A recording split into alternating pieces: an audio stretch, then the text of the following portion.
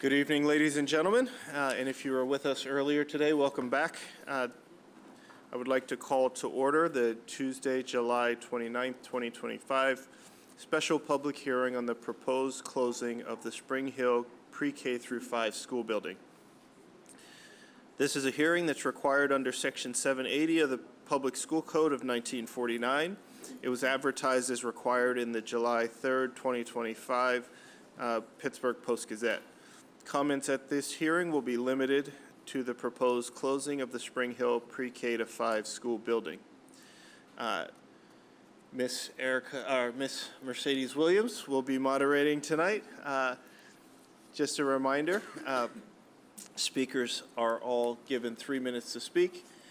You are only able to speak during your allotted time, but if you happen to miss your turn, we will come back to you at the end, just in case. But keep in mind there aren't too many speakers tonight, so I hope that you're all there. You cannot share your time with anyone else, and as your time winds down, if you're in person, you will see the light blinking on the microphone to let you know you have 30 seconds left. If you are speaking virtually, we will give you a raised hand signal to let you know that your time is running low. As we have done since we moved back to this hybrid format, our in-person speakers will go first, followed by our virtual speakers.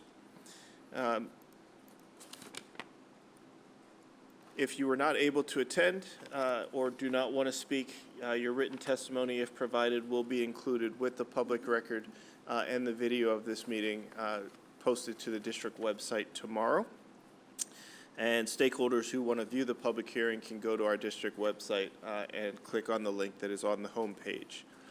And with that, I think that is all my messages. I will turn it over to Ms. Williams to facilitate the meeting tonight. Thank you, President Walker. Our first speaker is Ingrid Nagin. Good evening. My name is Ingrid Nagin.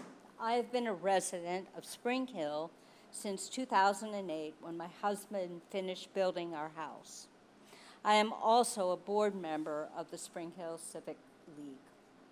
Spring Hill Elementary School, quite literally, is the center of our Spring Hill community. We vote at the school, we use the playground, we send our kids to play basketball, we use the auditorium for our Civic League meetings.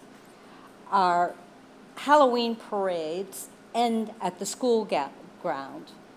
Emma Munson, a Pittsburgh nonprofit foundation whose mission it is to give out Halloween costumes to low-income children.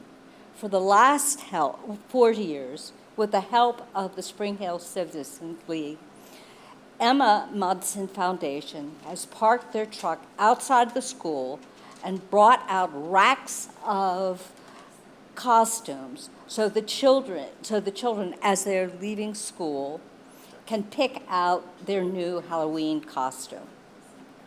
Such a fabulous gift. Spring Hill is a multi-generational community.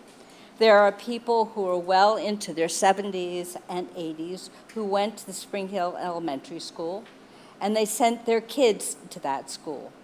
Many new families have bought houses in the community because their children could walk to the elementary school. One, we as a community must understand how the Pittsburgh Public Schools intend what you intend to do with this property. We really must be part of the discussion.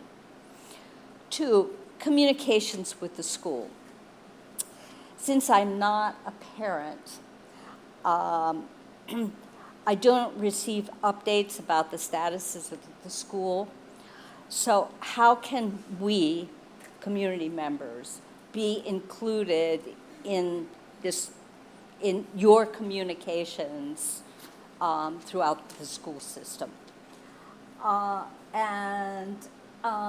Three, I would really like to understand what the renovations, has the renovations for Northview a school started, what is the scope, what are the costs, and how can, once again, we receive updates about that renovation? Thank you for your testimony. Our next speaker is James Rizzo.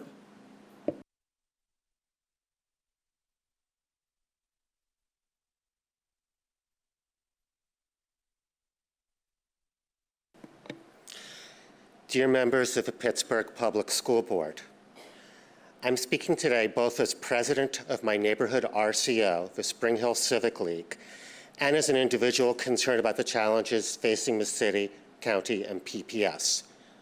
I have 2 points to cover, and I will be brief and direct. First, I want to advocate for keeping Spring Hill Elementary School open and to advocate against a plan that closes Spring Hill while spending $30 million to reopen Northview Heights as the K-6 feeder school for our zone. This is by far the largest outstanding cost in the closure plan as a whole. Director Barker, who is not here, you told WESA in January that closing King and reopening Northview Heights would be a righting the wrong kind of thing. While I agree that Northview Heights deserves the services in your plan, the theater pattern inflicts a fresh wrong on the students and families of Troy Hill, Spring Garden, and Spring Hill, part of which falls within Director Barker's district. Second, should Spring Hill Elementary close, I ask that you work with the Spring Hill Civic League on the disposition of the building. We hope it can continue to be a part of our community as it has been since 1896. And I want to challenge you, the board of directors of one of the largest taxing agencies in the Commonwealth, to support quality of life in our neighborhoods that falls outside a strict K-12 educational mandate. Without losing money, could you open a laundromat or a grocery store where there's a need and a demand? What about serving inexpensive dinners in a school cafeteria? Opening gyms one night a week? We look forward with trying to figure this out as best we can in Spring Hill and hope you all will do the same citywide. Thank you. Thank you for your testimony. Our next speaker is Debbie Ryan. Good evening. I was here 40-plus years ago. Once again, I am standing before you at this time, not as a parent, but as a concerned resident of Spring Hill. First, I don't understand the logic of closing our school after putting much money into a new generator, new windows, and repointing the building, to spend more money to renovate Northview Heights School. Is transportation being taken into consideration for this additional cost of bus drivers and transportation? It's been found to be very difficult to find enough bus drivers in the past. We have had several families move into our neighborhoods because of our school. I would hate to disappoint them because Spring Hill is a great community. Our school has been. I went there, my children went there many years ago. So I'm asking the board, please consider other alternatives besides closing our Spring Hill School. I thank you for your time. Thank you for your testimony. We will now move to the virtual portion of this special public hearing. Our next speaker is Aaron Banning.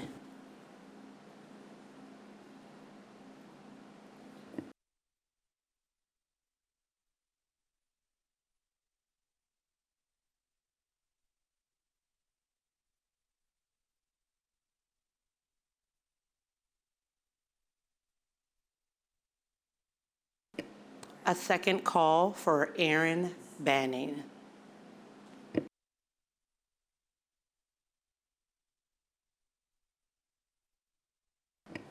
Our next speaker is Lily Ullman.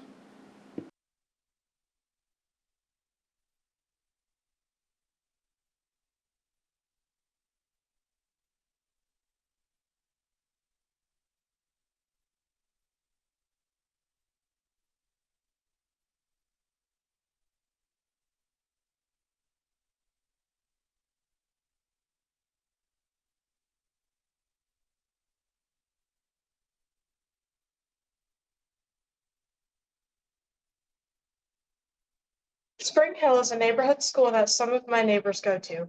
I have three main concerns about this closure. Closing Spring Hill helps to create an education desert on my side of the north side. Since none of you live up by me, let me give you a little insight. The north side is surrounded by 279 and 28 and is among the most geographically isolated areas of the entire city. We have no dedicated grocery stores. Most neighborhoods are about to lose access to all public transportation. Most neighbors are economically disadvantaged. And now you are talking about taking away all of our PPS schools past preschool. We may not have a whole lot over by us, but we are still very proud of our schools. Closing Schiller and Spring Hill leaves us with only one 2nd to 8th grade option, Provident Charter School. It also leaves us with no options for our youngest neighbors after preschool. Most of the kids in my neighborhood that go to Provident don't choose PPS for high school. Instead, they end up moving on to other charter or private school options for 8th grade.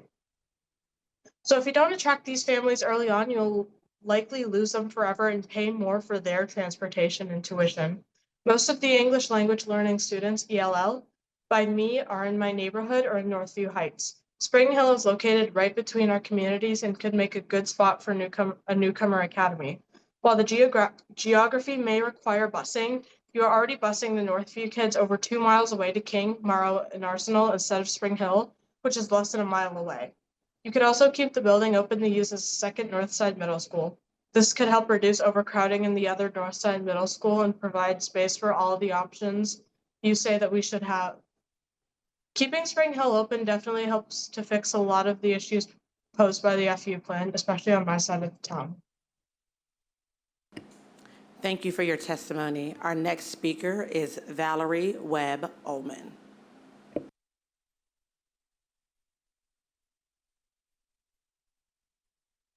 My first concern around the closure of Spring Hill is the education desert that we create in one of the most geographically isolated areas of the city. Our area of the city is predominantly economically disadvantaged. We have very few public resources, and we're about to lose public transportation to the majority of our isolated section of the north side.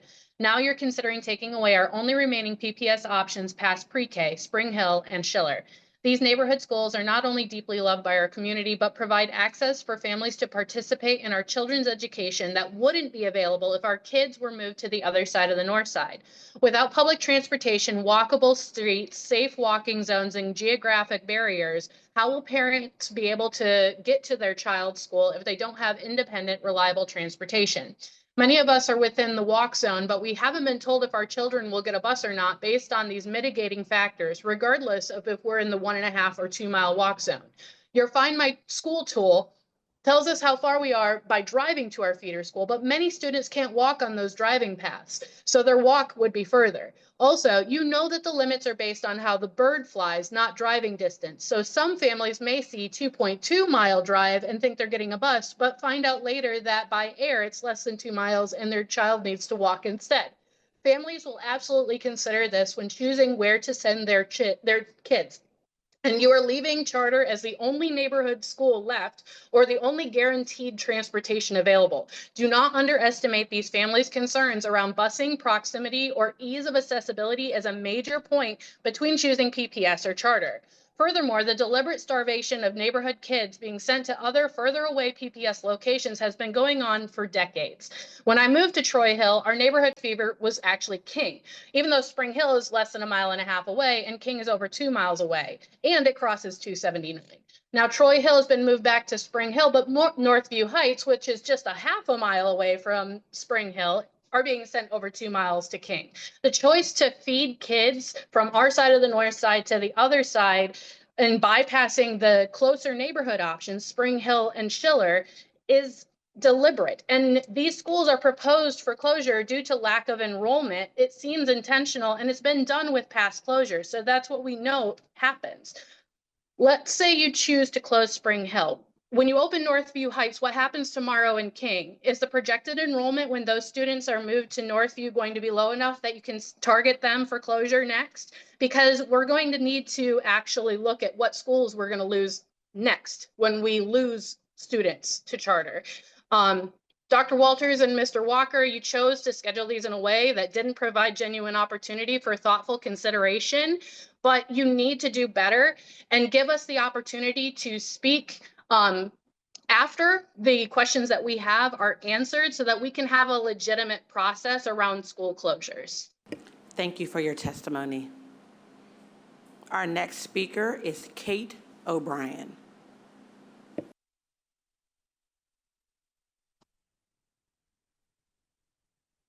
Hi, can you hear me? Yes. Okay, great. So for over a year now, I have been actively adamant against closing Spring Hill.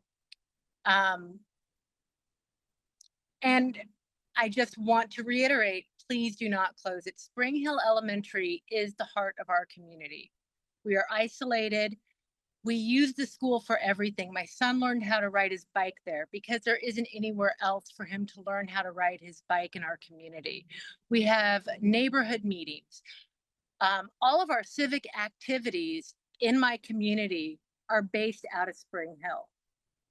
So that's number one. I'm asking you not to close it beyond education, but don't close it because you will seriously do harm to my community. A lot of the issues I have already been addressed with previous speakers right now. But one thing I've been thinking about all day today after seeing how few people signed up to speak versus how many people in my community are opposed to this, plan, is that they didn't sign up because they didn't think it mattered if they signed up and opposed it or not, that you guys were going to do what you were going to do regardless of what the people in the community want and what the parents in the community want. Essentially, they feel disenfranchised from this process.